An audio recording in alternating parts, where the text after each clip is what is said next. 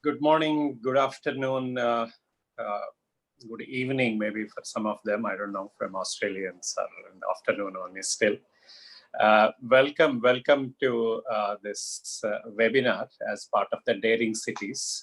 Daring Cities started on the last week, 7th of October.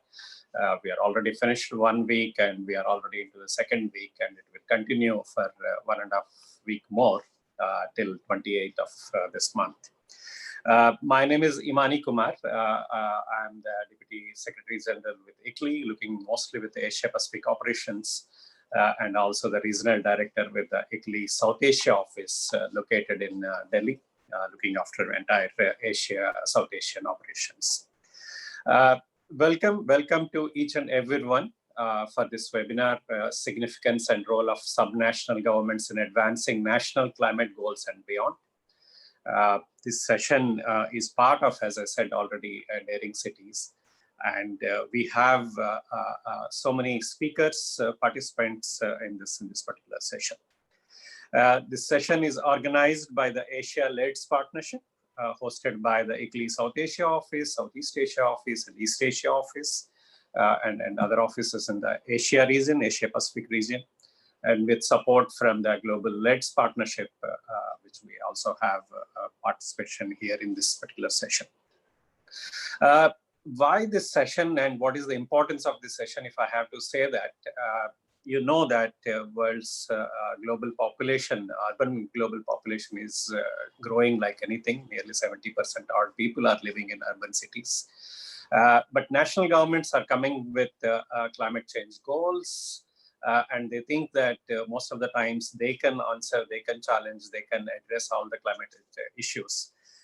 But we feel that there is a role also for the local governments to play, local and as well as subnational governments, I can say that. So there is a need for a vertical integration, how the national level climate change goals can be translated at a subnational and a local government level.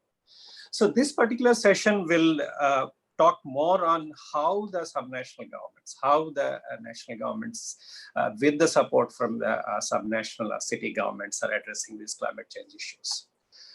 Very much important at this time of the because a lot of all over the world, like people are also suffering with the COVID pandemic, and which has, I don't say that there is a link between climate change, but how we can collectively address the issues, both on COVID as well as on the climate change issues. So we have, as I said, representatives from Asian countries. We have representatives from national government, federal, local government, subnational governments. They will talk about more on the initiatives, challenges, and vertical integration aspects on that. You can see the speakers. I'm not going to talk about all of them right now because we will introduce them within a few minutes. But before I go into that, maybe if you can show the today's agenda, I will just we have an introduction by Miss Anand first, and we also have speeches by Miss Caroline and my colleague Soumya, and also we will have panel discussion with various panels. Before I get into the session, I maybe request everybody to please mute your mics. As an organizer, we have muted all of them, but I also request everybody to mute the mics if you're not speaking, as a housekeeping guidelines. If you want to ask any question, please use Q&A box for any questions to any speaker. You can also point the question to the speaker. These will be answered by the speakers as well as panelists during the session. If we can't answer the session, but we will come back to you by individually through them. Please indicate your questions if you want to which speaker, or also use chat box for any other queries or technical difficulties also. We also have some Zoom polls today. So I request each and every participants to please participate in the poll and answer the poll. And for all of you, we just want to say that this webinar will be recorded from now on. So if you have any concerns, please let us know on that. Before I answer, before I ask Ms. Anand Sak to speak, we have the first poll. I request everybody to please answer this poll. Please select the type of organization you represent. You have options like national government, subnational government, civil society, or private sector, academic and research institution, or a donor agency. So I request, maybe I will just give, I'll just pause for a few seconds, give chance to each and every participant to answer this poll. If I have to say that we have academic and research institutions who are representing 38%, followed by private sector, nearly 17% of the people, that followed by civil society as well as national governments, around 14% of the people, and subnational governments and 10%, and donor agency, nearly 7% of the people are there. We have overall around more than 50 odd participants who have joined this webinar, and I hope more will be there. Okay, thank you. Thanks for joining this poll. Now I request Ms. Anand Sak. She is a climate change policy specialist, climate change department from Ministry of Environment and Tourism, Mongolia. She is a focal point for the technology mechanisms such as the Clean Development Mechanism and Climate Technology Center and Network in Mongolia. She also led the new NDC development process at the national level and worked towards actively engaging government and non-governmental stakeholders at all levels. She is directly engaged in climate change policy, program development, intersectoral coordination, and facilitating effective implementation of climate projects. She also serves as a co-chair of the Asia-led Partnership Steering Committee. So may I request Ms. Anand Sak to please give us the keynote speech. Ms. Anand, the floor is yours, ma'am. So thank you, everyone. Good morning and good afternoon, everyone. I'm very pleased to be joining in this session at the regional level, and very excited for today's session. As we all know, everything about our world is changing nowadays, and it includes our social economic system that we're built so far. And as an individuals, we're also changing the way we think, the way we live, our values and the goals. So the humanity, in whole, awakening and realizing that if we don't take action to justify our socially and environmentally unethical actions, we will face the inevitable consequences. So the time we're living is in a historic moment, and we are responsible to make it count. So I'm quite excited actually to living in this, even though it's quite challenging time. So as we know, the task at hand is not easy one. The Paris Agreement gives us the chance to amend our erring actions and an unification to address not only the adverse effects of climate change, but carry on the paradigm shift in all aspects of our socio-economic lives. So this is the biggest challenge the humanity had encountered thus far. So we all know the current national climate targets are not aligned to the actual target of the Paris Agreement. So all parties are striving to raise the present target to more ambitious one. But the question is that, will it take to reach this goal, and can we do it on time?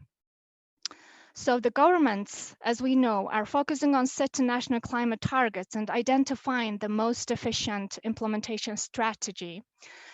And this process is top to bottom approach that we're having, where the policymakers strive to mainstream the clean development strategy at national level in order to reverse the adverse impacts and avoid further risks.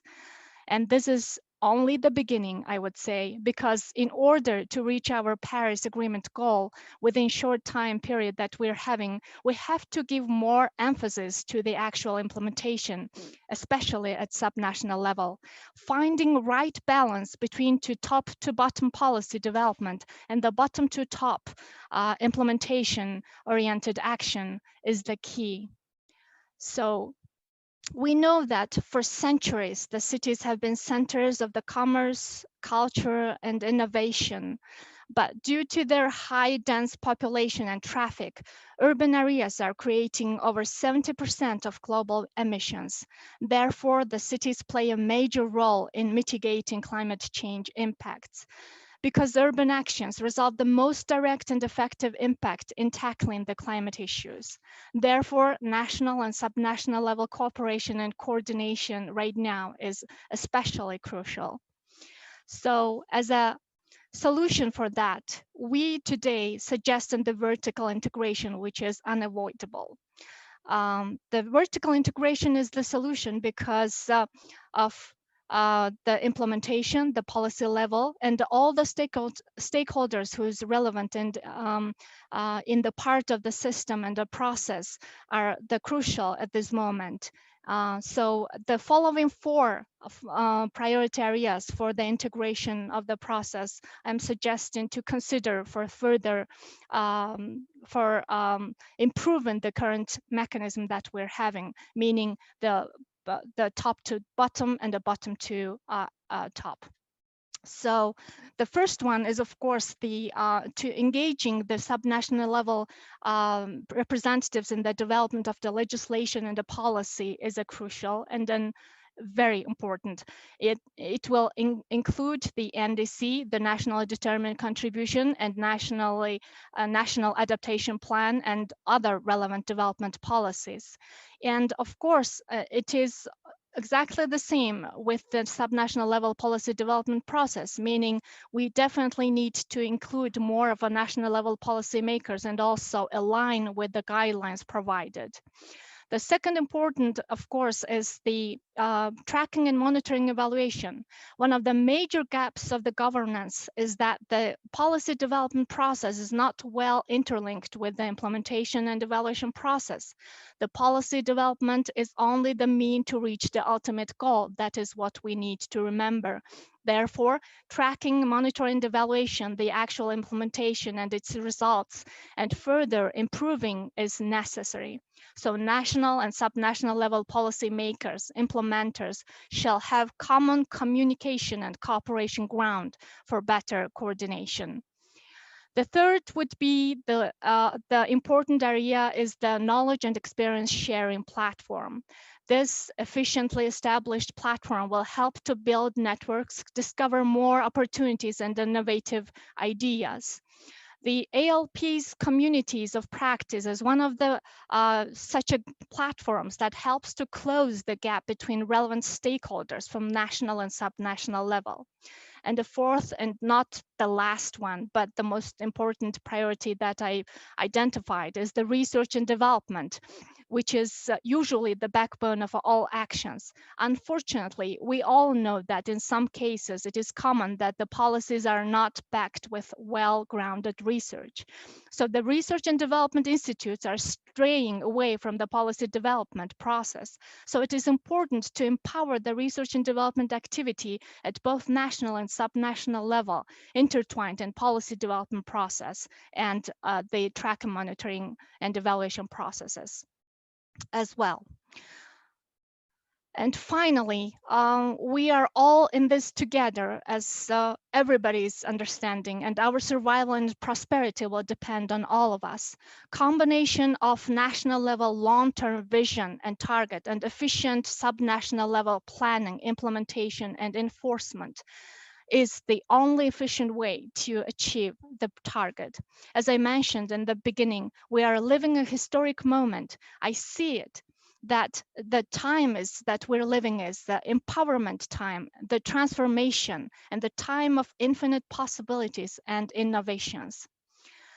We shall strive to take use of such partnership as ALP to achieve our goals and realize the dreams that will build our future. So Again, thank you for this opportunity, and I really appreciate for the discussion, timely discussion that we're gonna have today, and I'm assured that it will be constructive and looking forward to learn more from my regional colleagues. Thank you so much.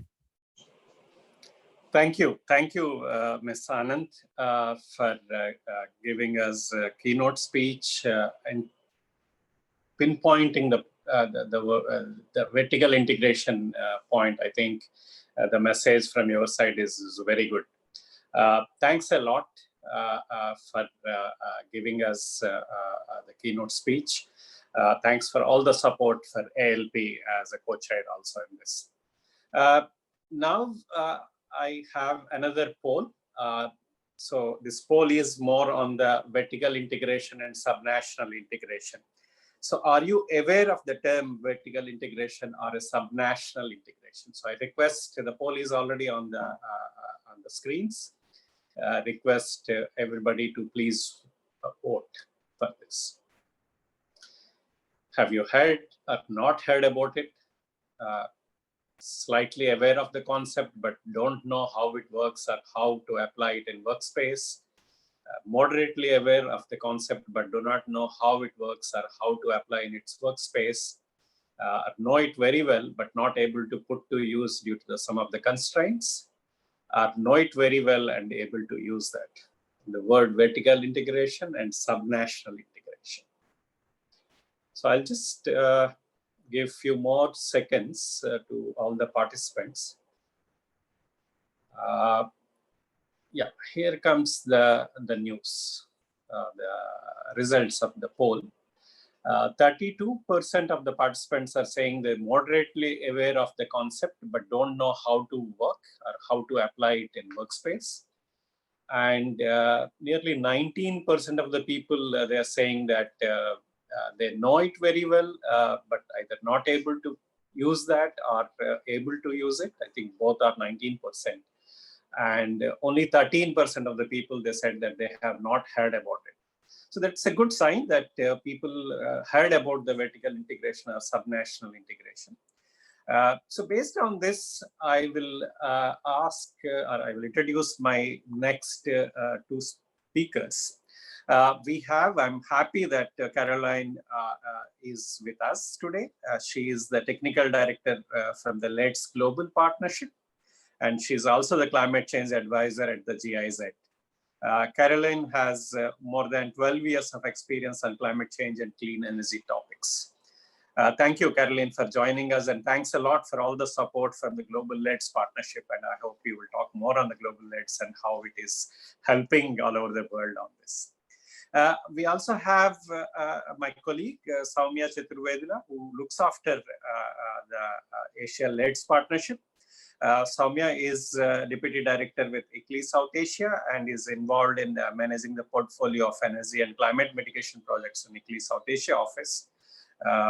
And she is also supporting, co-leading the activities from the Asia LEDS Partnership Secretariat. So thanks, Soumya and Caroline for joining us. And now I will hand over the floor to Caroline to talk more on the Global LEDS Partnership and Soumya on the Asia LEDS Partnership. Thank you. Caroline, floor is yours. Thank you, Mr. Kumar, and thanks everybody for joining today. I wanted to, well, first thank you, the Asia LEDS Partnership, but also Ms. Sog for the very good introductory presentation, where she mentioned also the importance of networks and platforms for collaboration, and this is what the LEDS GP does and lives for. We were created in 2010 with the understanding that countries have the lead on this climate process and development, sustainable development process, and can then inspire each other to increase climate ambition, to learn from one another, and should be driving this agenda. And this means all stakeholders, not just governments, but also civil society, also academia, also the private sector, very focused on implementation, and of course the city governments and our local actors. if you can please move to the next slide, that'd be great. Thank you. So what the LEDGP consists of is a network of practitioners. There's about over 4,000 people around the world in different regions, and also doing different levels of work, whether that's policymaking or that's research, or it's implementation on the ground. And so we have currently 3 active regional platforms, one in Africa, one in Asia, which is the Asia-led partnership, and one in Latin America and the Caribbean. And primarily we work through regional collaboration and global collaboration. So again, with the understanding that together we can achieve more and inspire each other.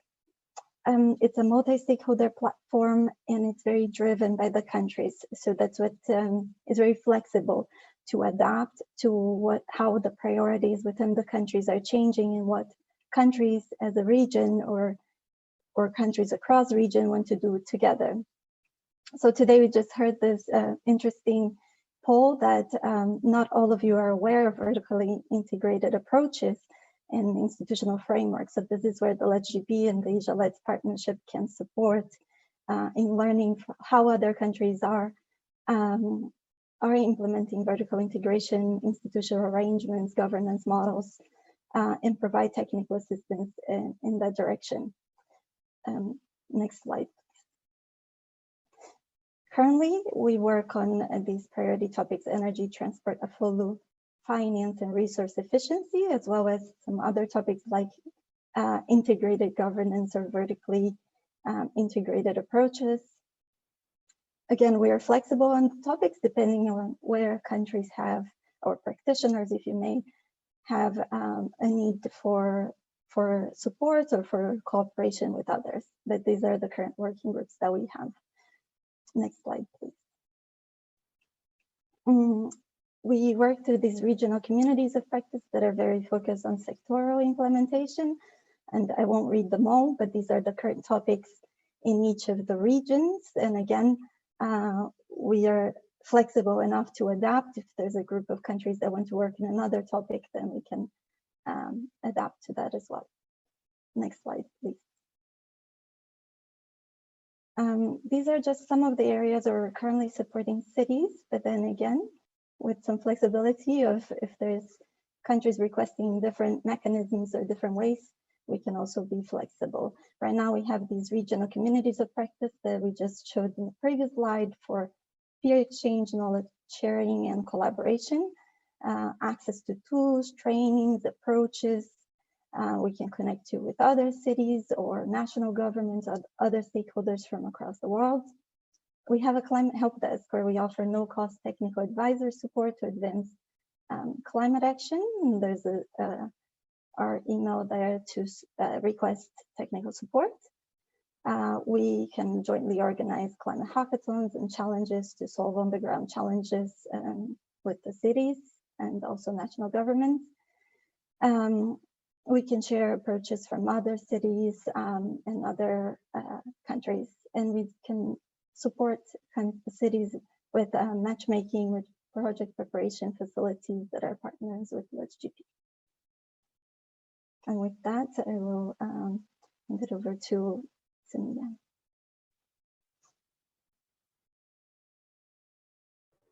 Thank you, Caroline. I hope you can hear me. Okay. Could I have the next slide up, please? Yeah. Good morning, everybody. I'm Samia Chaturvedula. Just to give you a brief about the Asia-led partnership, like Caroline indicated, we are the secretariat for the Asia region, and this secretariat in Asia was set up in 2012, and ICLEI offices, like Mr. Kumar had suggested, are now hosting the secretariat since 2016. And the next slide, please. We work with several national governments, subnational entities, and city governments as part of the Asia-led partnership. The intention of the partnership, like Caroline had suggested, was to provide support to the various national governments and other government entities to further the implementation of low emission development strategies, and also to enable policies, to enable frameworks that would then further on accelerate implementation on ground, whether this is in terms of technical assistance for design of programs and projects, whether it's in terms of helping you build governance mechanisms, or in terms of financing models and financing mechanisms for implementing low emission development strategies. Whatever be the ask, the Asia-Let's Partnership with the different working groups of the Let's Global Partnership is able to provide assistance to the various entities. Based on the work that we do, the deep dive work that we do with some of you, we also put out this information in terms of knowledge products. We develop tools and models during the course of our work with you. And ultimately, the intent is that we use this platform as a peer learning platform to foster capacity building and to raise awareness and raise ambition in the region, and also to use this as a platform to then pitch to the international networks so that there is greater support for national governments and for subnational entities to further climate action. In a nutshell, those are the objectives of the ALP. If I can have the next slide. Moving on, in terms of the membership, who forms the Asia-Let's Partnership? Currently, today, we are about 1,200 members strong, and several of them are from government agencies, about 45 government agencies from 14 Asian countries, represented on the Asia-Let's Partnership, representatives of more than 400 organizations, and several individual members as well, several of them experts in this field who are part of the ALP. You can see the map with the spread of the membership, where several governments which are in green are national government members, so with backing of the national governments, and those that you see in yellow have several members as part of the partnership, but the national government's yet to come on board. So this is where the membership stands with the Asia-Let's Partnership. The next slide, please. Moving on to what we do and what is the core of the support that we give to our membership. We are currently working through 4 communities of practice. The first one being on the grid integrated renewable energy, where we are focusing on energy storage, long-term strategies for power sector transformation. We work with several partners in this space, NREL, the National Renewable Energy Laboratory from the US, being a core technical partner as part of the GRE COP. 10 countries participate in this community of practice. Basically, the concept of a community of practice is that we bring together representatives from the different governments who are interested in this particular topic. We assess what the situation is currently and what is the ask from these different national governments and what is the immediate ambition of the national government. Based on that, we develop the work plan of these communities of practice, and the national government representatives work with the experts within this group, within this community of practice. And there is a continuous learning on these different topics. And this learning is in terms of trainings, it's in terms of knowledge material that is provided, in terms of in-person discussions and virtual discussions. Nowadays, it's all virtual discussions. And then we would like to see how all of this is actually impacting policy and influencing policy in your different contexts. So that is what a community of practice means. So with the GRE community of practice, the Grid Integrated Renewable Energy Community of Practice, we are working with 10 countries with over 60 participants. There is a strong interest in financing climate action, and this is on blended capital and green bonds. We have had several sessions on training sessions on green bonds and several discussion platforms as well on blended finance and green bonds. Currently, 9 countries are active on this. Tremendous interest on the clean mobility community of practice, especially focusing on electric mobility, where we have worked, provided also deep dive technical assistance to, for example, the government of Sri Lanka to have a framework for electric mobility in the country. We are working with local authorities in Thailand. We are putting out capacity building material out there. We also have partnered with partners in the US to actually have training, in-person training. There was a 4-part training that happened last month, focusing on transport and long-term strategies. So there are several modes in which we engage with the membership and take this learning forward along with the membership. 9 countries participating in the Clean Mobility Corp, and the latest one on the block is actually the Building Energy Efficiency Community of Practice. Tremendous interest in this particular community of practice, and also several good lessons that have come out. I would request all of you to actually go on to the ALP website and look at all the knowledge material that we are putting out there in terms of case studies, in terms of policies, local government policies on building energy efficiency. So this in a nutshell is our engagement on these different technical topics. If I have the next slide, please. Moving on, I would just like to throw some light on the subnational integration, multi-level climate governance community of practice, where we are working with both at the national level and at the city level, at the subnational level, province and the city level, basically to create that bridge of or that link of national policy and how it would influence subnational action and local climate action. So that is the larger intent behind this community of practice. What we had heard from the membership is that there are a lot of discrete but disparate actions that are happening at the local level.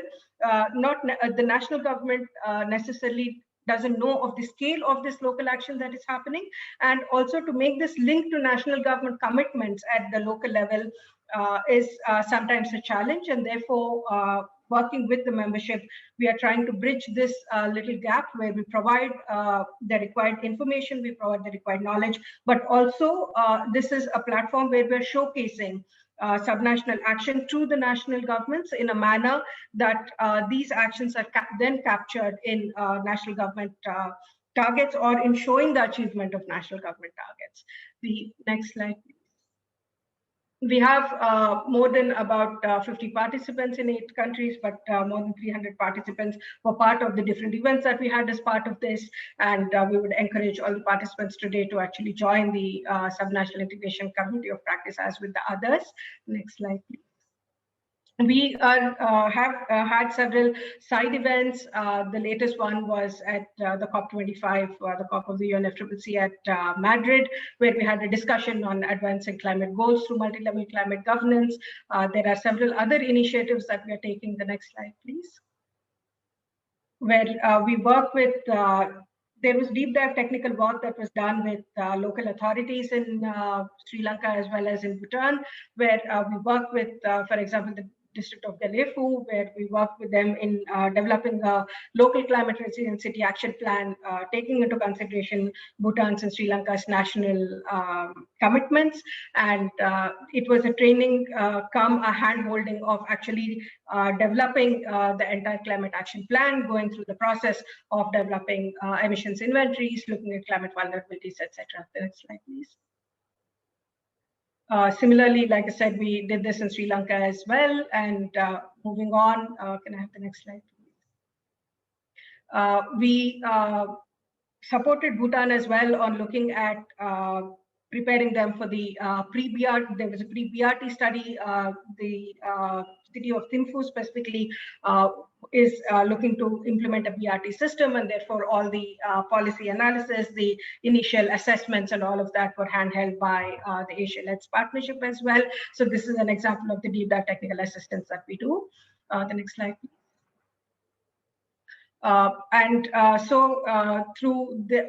Based on the work that we do, there are several resources, new concepts that are put out, the framework, like I said, for electric mobility for Sri Lanka, and all of these are different discussion papers, etc., that are up on our website. Next slide, please. And yeah, these are examples of the different we are learning. So in a nutshell, Yeah, the next slide, please. We would encourage all of you to join us and be a part of the Asia-Let's partnership and take advantage of the different expertise that is available here, but also take advantage of the learnings from the different countries and from the different subnational entities which are part of the network already. So with this, I would stop here, and this was an introduction of the ALP. More interestingly, I think we would like to know if you've been already part of the ALP and attended a particular ALP session before, while we give you a chance to respond to this particular question. We will move on the agenda, and I would like now to invite our distinguished panelists and speakers for today. And we have with us 4 speakers. Mr. Sonam Yarfil, the Deputy Chief Planning Officer from the Development Cooperation Division from the Gross National Happiness Commission. We have Ms. Hemanti Gunasekara, who is the CEO from the Federation of Sri Lankan Local Government Authorities, Sri Lanka. A very warm welcome also to Mr. Kamal Kishore Yadav, who's Commissioner of Municipal Corporation, Chandigarh City in India. And a warm welcome also to Mr. Kado Zangpo, the Director of the Department of Local Governance from the Ministry of Home and Cultural Affairs, Bhutan. We have these distinguished speakers with us today, and I would invite each one of them to make their introductory remarks or their introductory speeches, and we would and presentations, and then we would have a moderated discussion from moderated by Ms. Carla Nuriate with specific questions to the panelists, both in the panel discussion as well as from the audience. Therefore, while you're listening to these different speakers, we would encourage you to put the questions in the question box, in the Q&A box, so we are able to answer them after the panel discussion moderated by Ms. Uriate. So without further ado, I would like to now welcome Mr. Sonam Yarfil, who's the Deputy Chief Planning Officer, Development Cooperation Division, Gross National Happiness Commission. He has over 12 years of experience as a civil servant in Bhutan and served in various capacities, both in the Ministry of Home and Cultural Affairs as well as the Gross National Happiness Commission of Bhutan. Very warm welcome to you, sir, and the floor is yours for your presentation. Thank you. So good morning to someone and good afternoon to someone, and even good evening to some of our participants. Just to shortly introduce myself, I am Sonam Yarfil. I work as Deputy Chief Planning Officer in the Development Cooperation Division of the Gross National Happiness Commission, Royal Government of Bhutan. The Gross National Happiness Commission is the national planning body. Earlier, we were known as Gross Planning Commission. It was renamed as Gross National Happiness Commission in 2008. Our main mandate is to integrate all the GNH indicators into the local government plans and central government plans. Now, for the 12 5-year plan, recognizing the significance of the national government, we call it as the local governments. We have our objective as just, harmonious, and sustainable society through enhanced decentralization. Giving more responsibilities to local government, subnational government is not enough. Therefore, our government has taken great initiative of allocating more resources to achieve their actions. For instance, in the 12 5-year plan, the central government and local government, the share of the capital resources is divided into 50-50. The local government receives 50% of the resources and central government receives 50. But for instance, in the 11th 5-year plan, only 23% of the total resources is being received by the local government. Particularly for the municipalities, there is a drastic increase of allocation of resources from the central government in order to achieve their results. Next.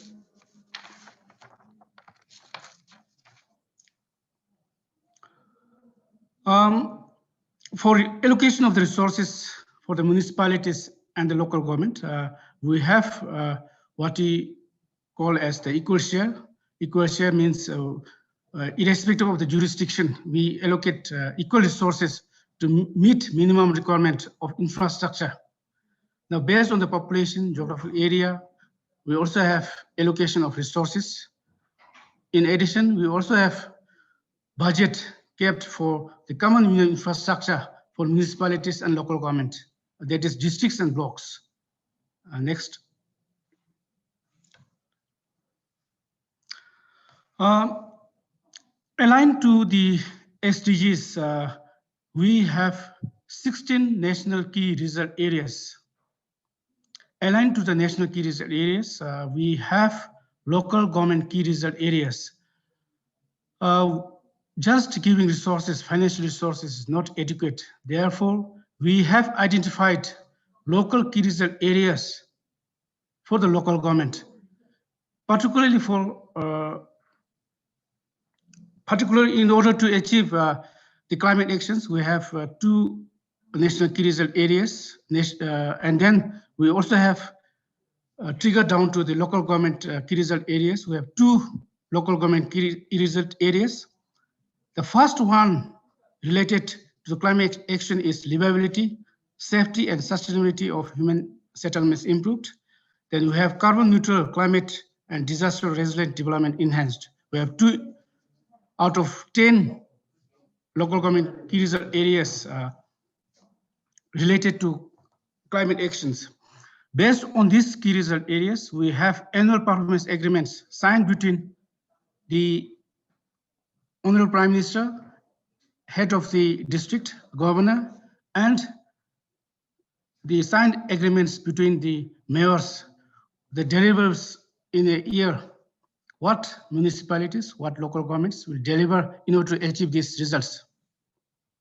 So we have then the monitoring of the indicators and the key result areas annually, and then we also have a midterm review of the key result areas, and then at the end of the 5-year plan, we have the terminal review. So while we had a mapping exercise within the GNH Commission, we found out that all of the national key result areas and the local government key result areas, along with the indicators, are mapped with the SDGs. Therefore, we are hopeful that we can achieve most of the climate actions. Thank you very much. Thank you very much, Mr. Sonnamayarfel. Very interesting to note the monitoring mechanisms. Excellent to actually see the revolution of funds between the national and the subnational entities, and also to look at very clear-cut guidance and very clear-cut goals and monitoring of the goals at the subnational level. I think there's a lot to learn from that. Thank you very much for your presentation today. We'd hope to learn more from you during the panel discussion that would follow. May I now,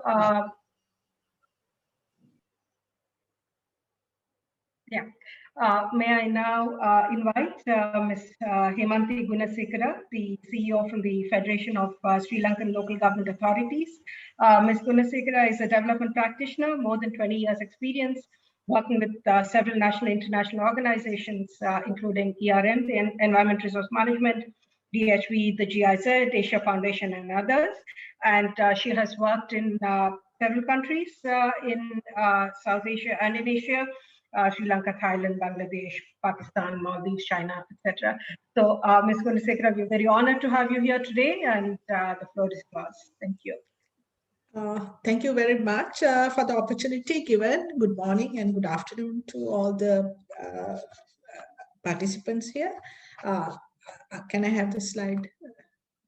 Yeah, I will start with giving you some kind of idea of what Sri Lanka is at the moment. Like if you look at the hazard map, the climate risk map, you can see the situation, like the intensity or the vulnerability of the country, except for one region. The whole country is quite vulnerable for climate, changes. If you take the land area, we have 65,620 square kilometers, where the population of 21.67 million. Sri Lanka has a tropical weather with 2 monsoon rain patterns, and with the intermediary monsoon rain in between. And we have 3 climate zones: the wet, dry, and the intermediate zone. Sri Lanka is ranked as the 6th most vulnerable country in the climate risk index as at 4th October. Next slide, please. In terms of the climate change challenges we are facing at the moment is the increase in ambient air temperature. We can feel the heat more often than before, and the rainfall patterns have changed. The intensity is so much. We face a lot of flooding situations from time to time. The monsoon rain patterns also have changed. And then the frequency and severity of the extreme weather conditions, we compared to the past, we face a lot of drought and very uneven patterns of rain from time to time. And the sea level, the rise in sea levels has created sea erosions. Next slide, please.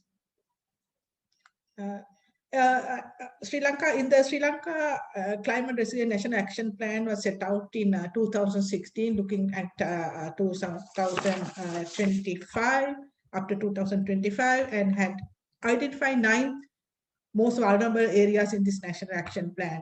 The 9 areas are food security, water, coastal sector, health, human settlements, biodiversity, tourism and recreation, export, development, and industry, energy, and transportation. Looking at this whole 9 areas, actually this was an opportunity for us to look back and see what is the role that local governments or the subnational governments have to play in this total national action plan, which has not considered so far by any of those subnational governments. Next slide, please. Looking at food security, the priority actions identified in the National Action Plan is to develop and promote water efficient farming methods and adjust cropping calendars and issuing climate information. So all these are happening at very very decentralized kind of areas, so that there's a major role that has to be played by the subnational government in supporting the food security. And while analyzing this particular the policies that are set forth with the National Action Plan, we made to understand that subnational government do not have policies to promote practices. So as at now, it's there's only national policies, but it has not really trickled down to the subnational levels. So that is one of the areas that we have to think and we have to work very efficiently. Land use patterns and the cultivation patterns has to be taken into consideration, which is also mandate of the local councils, but not properly integrated so far. Next slide, please. Water resources, the other element we have identified in the National Action Plan, the watershed management, efficient use of water, storing, disaster risk management, good practices and resilient practices. All this has to be done along with the communities. So the responsibility lies with the local level. But unfortunately, again, I have to emphasize this has not been properly integrated at the subnational levels. When it comes to storing of water, we have failed to identify that something like rainwater harvesting practices and the maintenance of water tanks and the storage facilities. So we have kind of experienced that during the dry seasons, a lot of people run out of drinking water, though we claim that we have about 90% people are provided with clean water. does not happen during dry season. So because of there's no kind of storing of water, so the climate risk has really impacted the vulnerable communities at the ground levels. The other thing is this disaster risk management. The situation is such like the local governments were not properly integrated in this disaster risk management process. It actually being managed from the center, so that also led to another challenge at the local community levels. Next slide, please. Coastal and marine sector is another threat, like a threatening area that we have seen the sea erosions, the shoreline management is not properly done. So we can see that the communication between the center and the periphery is something that is lacking. So people are kind of threatened with this rising of the sea level. And then also there's a lot of unauthorized settlements down the coastal areas, which also has to be managed by the local councils. That's again a serious threat for sea coastal line management that is faced by the local councils. Next slide, please. Health. Actually, when it comes to health, it's a primary sector that local governments are responsible. But unfortunately, the mandate has not taken very seriously the national action plan in the national action plan of the climate resilience. So therefore, something like we also have to be kind of very mindful, especially when it comes to monsoons. Then there are spread of diseases like dengue that is rising. Then so people kind of have to be create awareness with timely information, which is also a kind of a challenge that local governments are facing right now. Next slide, please. I think human settlement and infrastructure again is a sole responsibility of the local authorities. We have seen that buildings and structures that are obstructing, the waterways, and then very biosensitive areas. Then this hazard kind of developments that has threatened the whole ecosystem. So then there's a lot to be played by the local councils or the subnational governments. Recently, we had a very unfortunate situation where a 5-story building collapsed and killing a family, young family. So actually what has happened is once you get the approvals, then the people start putting up unauthorized construction. So that monitoring has to be done, and the building codes also has to be updated. Which actually has not happened. So with the national policies, this has to be aligned, which I think that's something that we also have to look at very seriously. Then the ecosystem and biodiversity also protection also lies with the very local level, because the community should be aware of that importance of protecting their own ecosystems. But unfortunately, what we see is there's a mass destruction of forests, and the forest cover is reducing very badly. There's carbon emission, there's altogether, like the environment is damaged in such a way. Now we actually face a lot of landslide, erosions, and flooding. So this is why we are. I think Ms. Gundasekara has lost her connection, unfortunately. We will try and bring her back once her connection is okay. But thank you to her. But we will continue now, and I would like to invite our next speaker, Mr. Kamal Kishore Yadav, who is Commissioner, Municipal Corporation, Chandigarh, also the CEO, Chandigarh Smart City Limited, and Mr. Kamal Kishore Yadav is with the Indian Administrative Services, has held several positions with the state of Punjab, with the Department of Housing, Urban Development, and the Department of Town and Country Planning as well.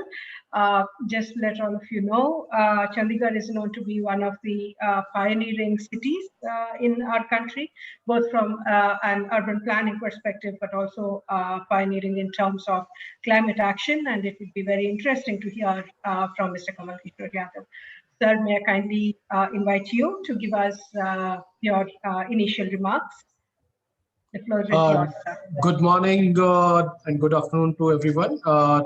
Chandigarh is a planned city capital created for state of Punjab in early 1950s, and this is a city having 114 square kilometer of area. So we are having one municipal corporation or city council over here. I am head of that city council, and I will just focus on 4 areas where we are actually focusing for sustainable development of our city. First, Chandigarh is the only city in India which is having 46% of green cover. So by maintaining our green cover all along the roads, around 1800 gardens and parks, and 2 forest areas, we are ensuring that Chandigarh gets its or provide its citizen best of the facilities or an environment which is conducive for better development physically and mentally. Second, we are also maintaining our water bodies. We are having 1 artificial lake over here and 3 seasonal rivulets. So from city council, we ensure that lake is properly maintained. It's getting water from the Shivalik foothills, and all our 3 main rivulets are clean. They are ready for accommodating our rainwater surface flows. Third, our major focus is on developing solar energy in the city. City is having around 17% of its power consumption from solar. As of now, all our government buildings, municipal corporation buildings, we are having solars available on it. It is mandatory for all private buildings also. So we are ensuring that by 2025, around 50% of our buildings are covered by the solar panels, and we are getting green energy from the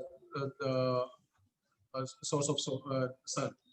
Along with this, we are ensuring that we adopt energy efficient systems. So around 50,000 street lights and garden lights have been changed with LED lights.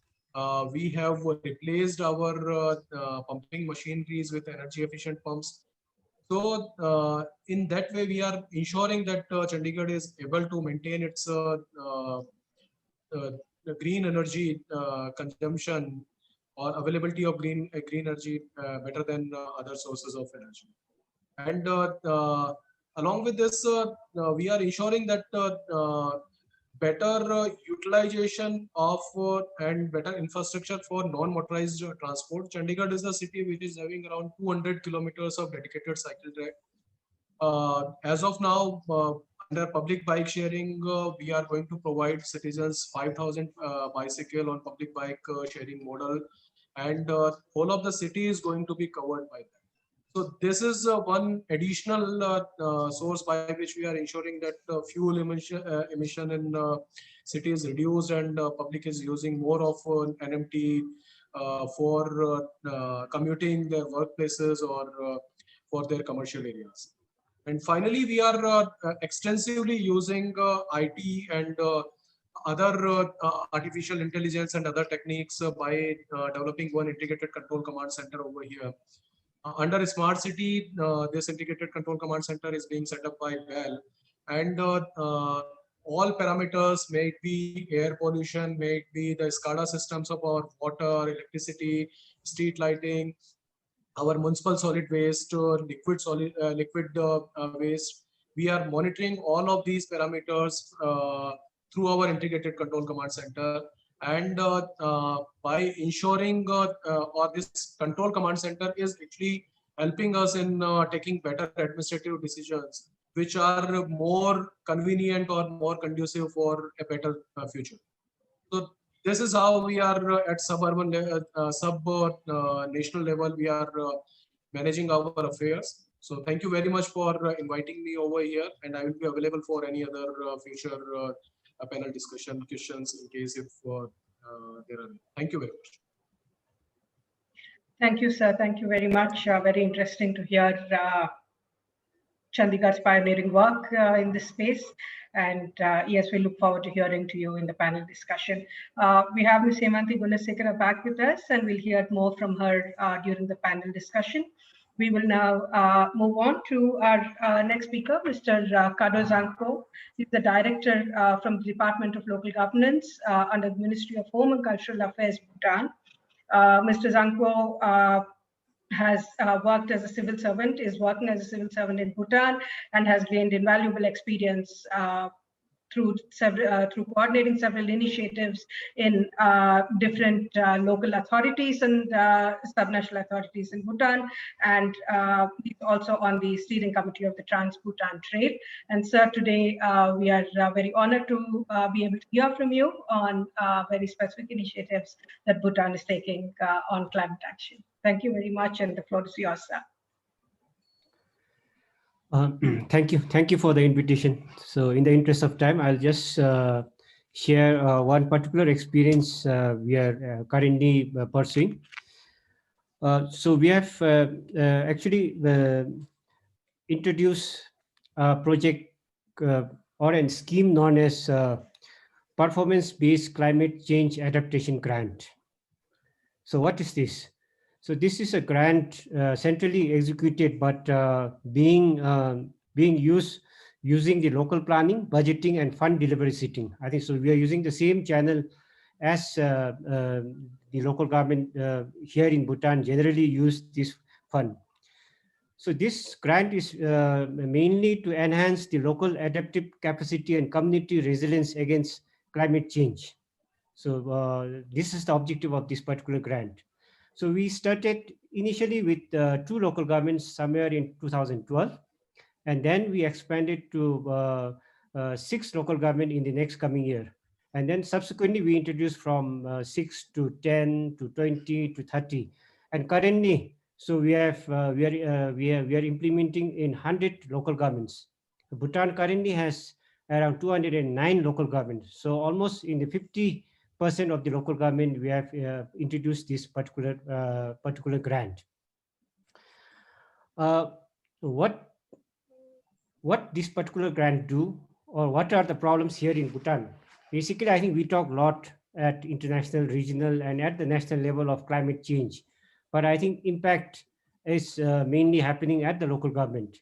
In Bhutan, the main impact of climate change are mainly during the rainy seasons or in the monsoon seasons of landslides, of small streams getting swollen up or getting too big, and then a lot of casualties happening, mainly in terms of cattle being washed away, and other catastrophic these small streams usually bring towards during the rainy and the monsoon seasons.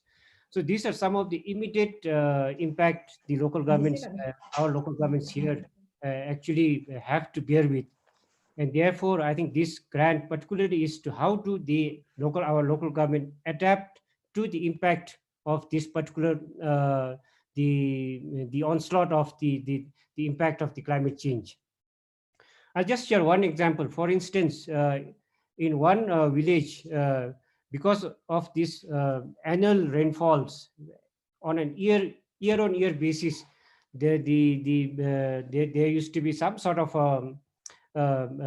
rain floods, and then the community itself was on the verge of shifting to another place. And then schools were there. Even the public school was almost decided that that school would stop functioning, and then being shifted to another place. With this grant, the local government there, they just made a small drainage. They develop a concrete drainage there. And now if you go to that village, in fact, now a lot of people have not only come back, but more people have come to settle there. The primary school there has now grown bigger, and then now there's a middle secondary school there. So it has, in fact, become a very vibrant community now, which once was on the verge of shifting and then abandoning that village as a whole. So therefore, I think a lot of schemes through this particular grant, the local governments have been doing. For instance, what actually the local governments do, they tend to rehabilitate the drinking water system. They renovate the irrigation channels which are being washed away during the summers.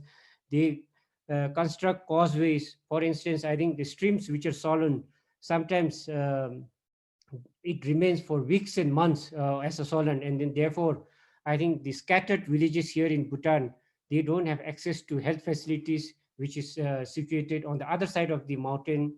Similarly, I think school children cannot go to schools because of the Solent River, as it is located on the other side of the stream. So therefore, I think a lot of problems because of climate or the impact of climate change is causing to the local governments or the communities here in Bhutan, because Bhutan is a mountainous country, and then our households are very much scattered. And therefore, I think these are very simple problems, but I think probably without this grant, people are living a very harsher lives. In fact, we have stories of pregnant mothers not being able to deliver and not being able to go to health facilities, and pregnant mothers dying. And we hear such stories. But with this grant, now I think the water source protection has been done, the soil integration management has been done, enhancement and protection of water sources, irrigation channels. So there are a lot of stories which we can share through this particular grant. And of course, people now have realized that through this particular grant, the impact of climate change. So these are some of the examples that I'm just trying to share in the shortest period. The time, because of time constraint, I cannot go on explaining each and every examples that we have documented. But these are some of the stories that I would like to share today here. Now, what are major achievements? What I can share is, one thing is, I think, although as I've said, we talk a lot of climate change at the national, regional, and international level, I think at the local level, the communities and people doesn't know these are happening because of climate change.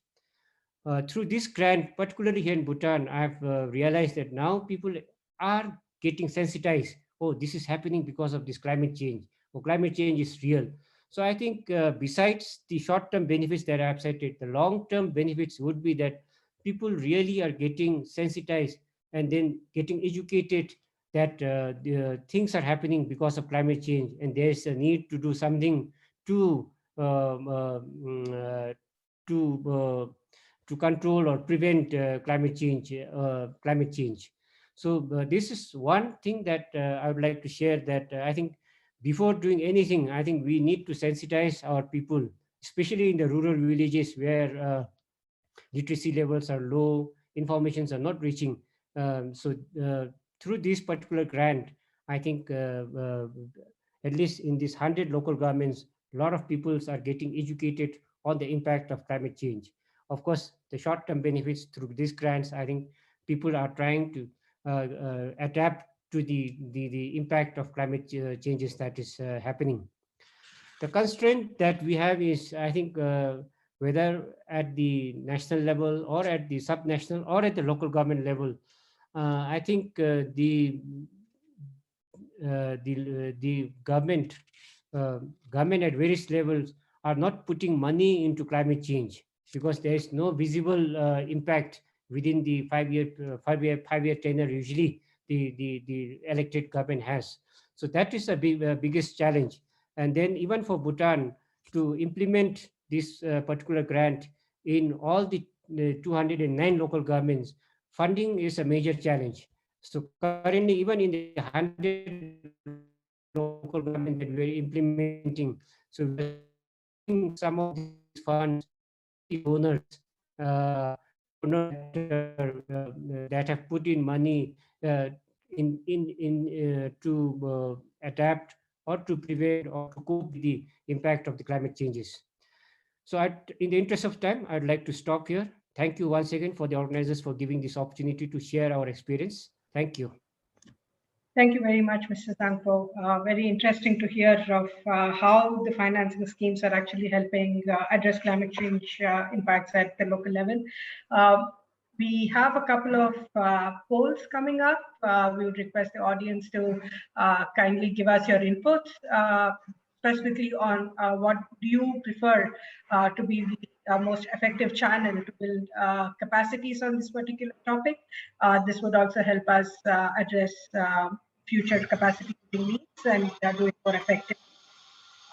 So while you are at this, I would like invite also the panelists now for a panel discussion to be moderated by Ms. Caroline Uriarte.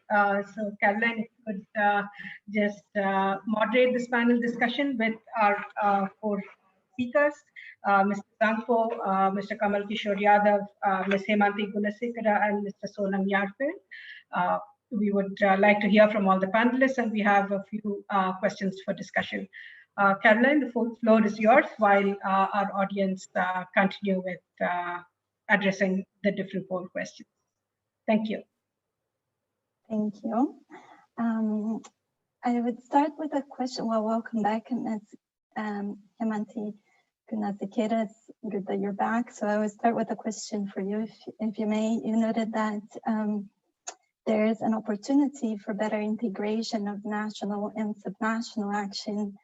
And we were curious if you can provide some recommendations and what are the critical steps for a better vertically integrated approach in climate governance. And this is also a question that comes from the audience on giving an example of vertical alignment. Thank you, Catherine. From the local government perspective, what we have seen is there's no policy alignment. The policies are made at the national level, but it is never kind of aligned with the subnational level, or the subnational governments are not encouraged to make their policies. So it is top down and bottom up kind of effort, which is not happening at the moment. On the other hand, what I also see is there's no technical support, because if we look at the building codes or the standards that has not been upgraded to kind of withstand the climate challenges we are facing now, it's really outdated. So that kind of a technical assistance needs to be given to the subnational governments to upgrade their standards and their policies and laws and regulations. The vertical integration, what I see is the communication. What is happening at the national level is not communicated properly to the subnational level. So when actually, if you look at the National Action Plan for Climate Resilience, has not been communicated to the local subnational government. So really they are ignorant about what's happening at the national level. So this communication, two-way communication, is also essential to create the enabling environment for the local governments to work towards climate resistance, the challenges that are faced at the local level. Thank you. Many thanks. So it sounds like better communication, technical assistance to local government, and more of a top-down approach in policymaking. That's right. Many thanks.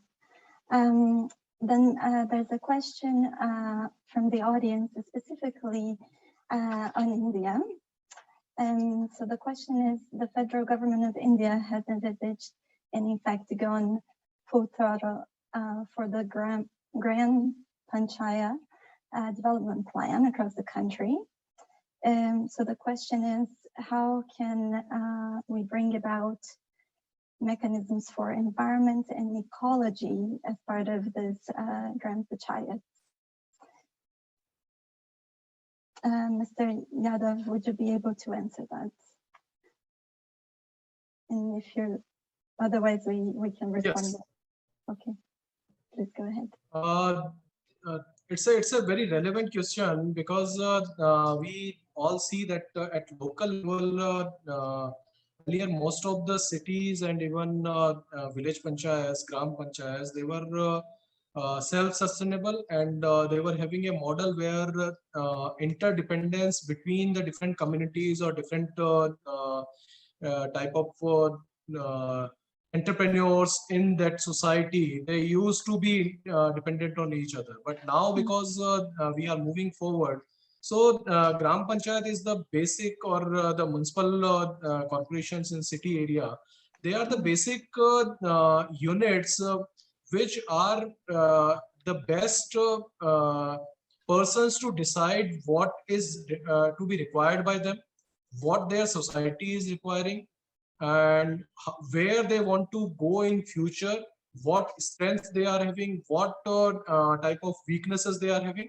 So if we actually democratize these local institutions and give them sufficient resources or authority to generate their own resources, I feel that will help a lot in empowering the society as a whole also, and the Gram Panchayat or municipal corporation as component of that society.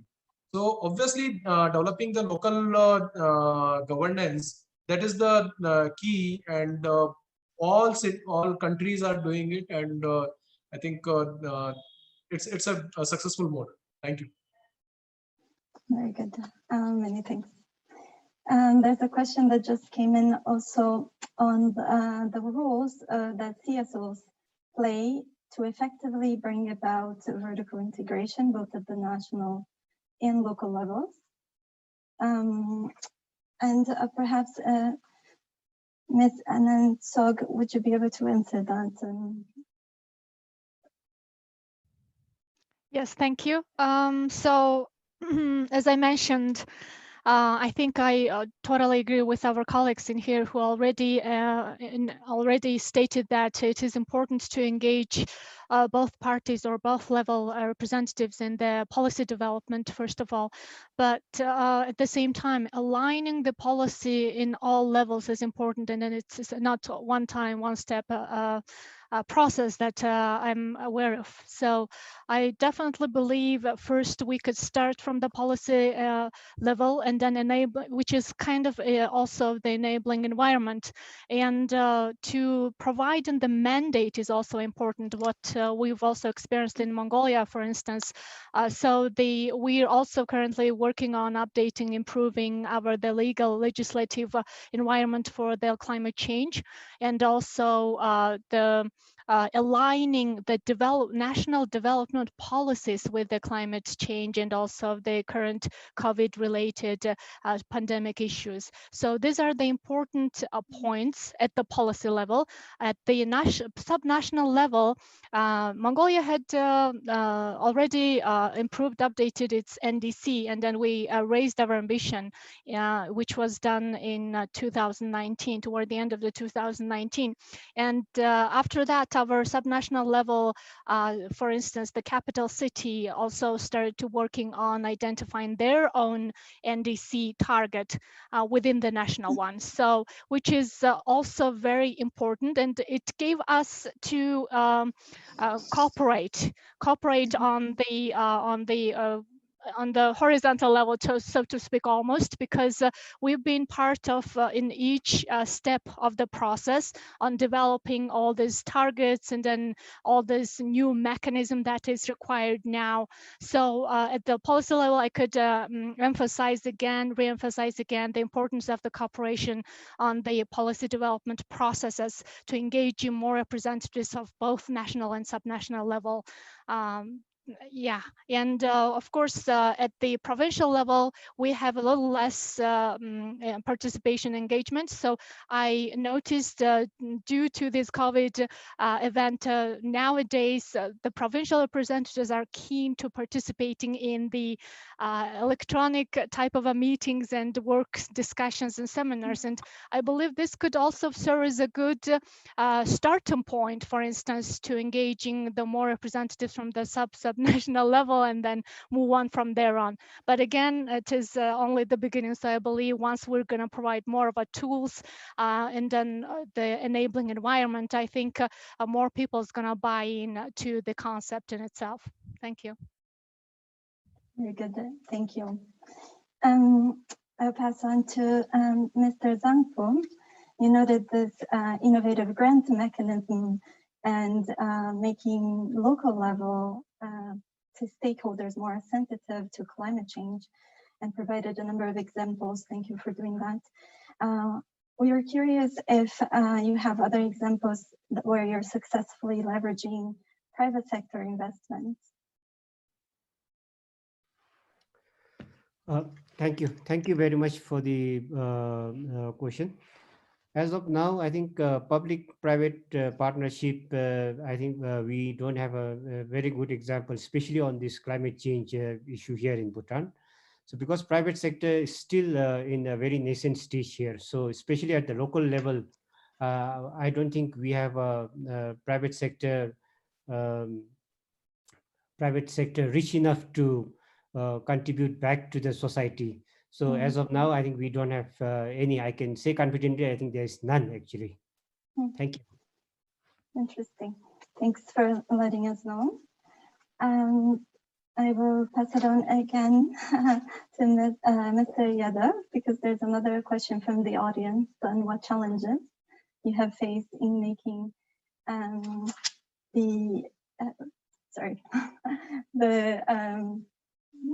sorry, I need to go back to the name of the plan. The plan that we were talking about for the development, green development for the Chandigarh city. And what challenges have you been facing, and how the national level policies and plans have included in your city lens? Could you enlighten us on how that's been happening at the city level and how that is aligned with the national level policies? I think we just lost Mr. Kamal Kishore Yadav for a bit. Okay. When he comes back, yeah. Okay, then I have a couple more questions. Mr. Yarpel, Sonan Yarpel from the Gross National Happiness Commission of Bhutan. You noted that many good practices of resources that are equally shared between national and subnational governments and the monitoring system. Are there other best practices for institutional arrangements that can support this integrated approach of national and subnational actors?